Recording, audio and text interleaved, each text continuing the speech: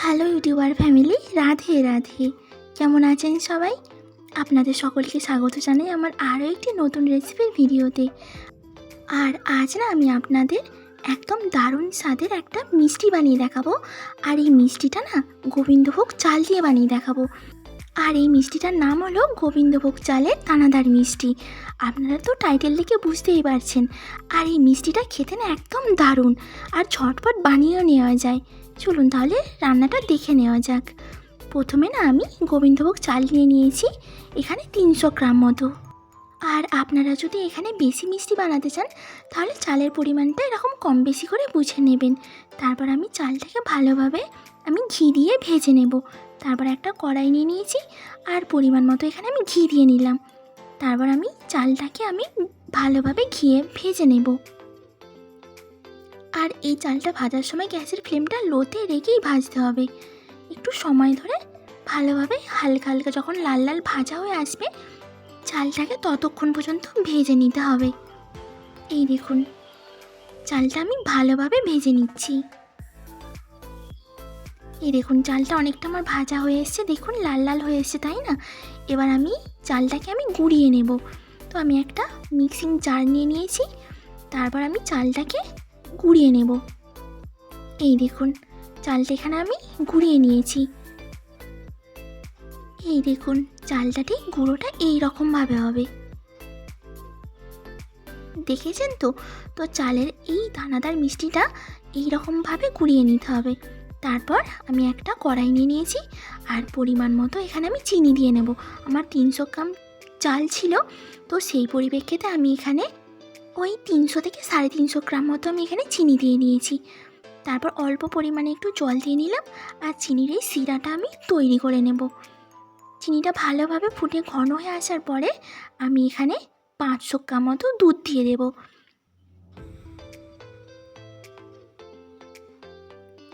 আর অবশ্যই চিনিটা গরম হয়ে গলে যাওয়ার পরেই এই দুধটা দিতে হবে।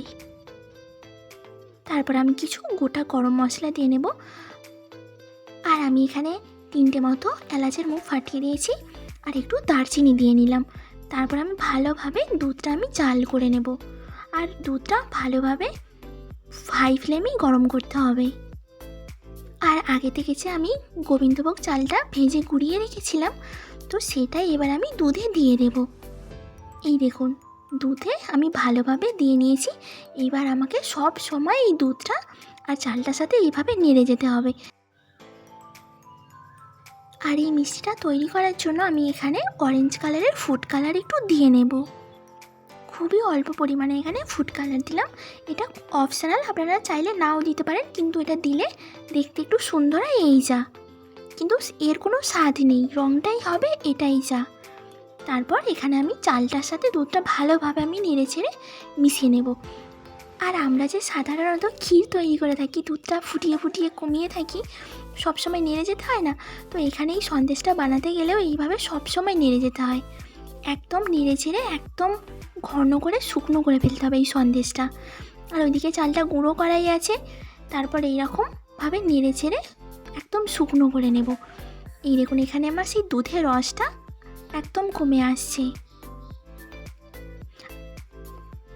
তারপর আমি পরিমাণ মতো এখানে লবণ দিয়ে নেব।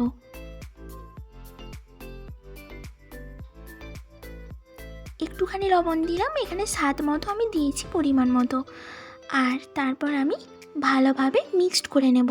আর এইখানে দেখুন টেক্সচারটা ঠিক এই রকম ঘন করে নিতে হবে, একদম ঘন করে করে শুকনো করে নিতে হবে। আর এটা না খুব সাবধানে করতে হবে, নাহলে হাতে ছিটকে যেতে পারে। এটা যে ফুটছে না, তো হাতে ছিটকাতে পারে, তো এটা একদম খুব সাবধানে করতে হবে। এই দেখুন এখানে আমার যে সন্দেশটা খুব ঘন এসছে। আর জানেন তো এই দানাদার মিষ্টিটা একদম খেতে অসাধারণ। না একবার বানিয়ে এইভাবে দেখলে বিশ্বাস করবেন না যে অল্প একটু চাল দিয়ে আর একটু দুধ দিয়ে কত সন্দেশ তৈরি করা যেতে পারে। আর এত দুর্দান্ত লাগে না খেতে।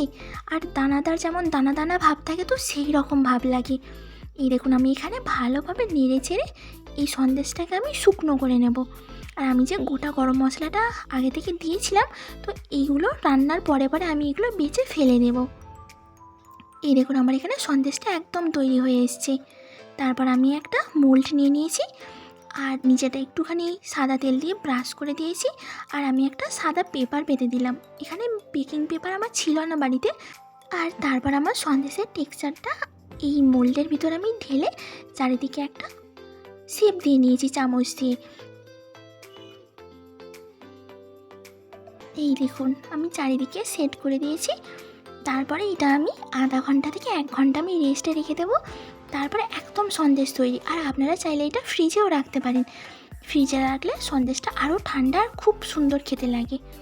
এই দেখুন আমি এখানে 30 থেকে 40 মিনিট মতো সন্দেশটা রেস্টে রেখেছিলাম। তারপর সন্দেশটা মোল্ড থেকে উল্টে প্লেটে রেখেছি। আর মোল্ডের নিচে যে আমি পেপারটা রেখেছিলাম, তো সাদা পেপারটা আমি আস্তে আস্তে করে সন্দেশ থেকে এইরকম ছাড়িয়ে নেব।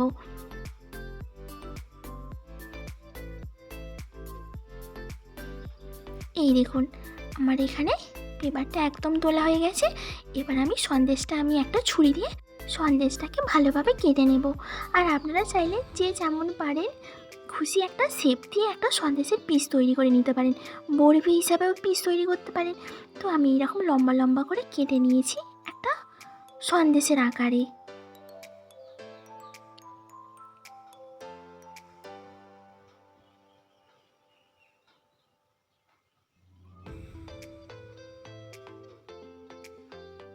এই দেখুন এখানে আমার সব সন্দেশগুলো কাটা কমপ্লিট হয়ে গেছে। আর এই সন্দেশের ওপরে আমি কিছু ড্রাই ফ্রুটস ছড়িয়ে দিয়েছি। তাহলে আপনারা দেখলেন তো যে গোবিন্দভোগ চাল দিয়ে এত সুন্দর সন্দেশ বানানো যায়। আর খেতে একদম দুর্দান্ত লাগে, দেখতে যত না ভালো লাগে খেতে আরও বেশি স্বাদ। আজ তাহলে আমার ভিডিও আমি এখানেই শেষ করছি। খুব তাড়াতাড়ি দেখা হবে নতুন একটা রেসিপির ভিডিওতে। সবাই ভালো থাকবেন, সুস্থ থাকবেন, সাবধানে থাকবেন। রাধে রাধে।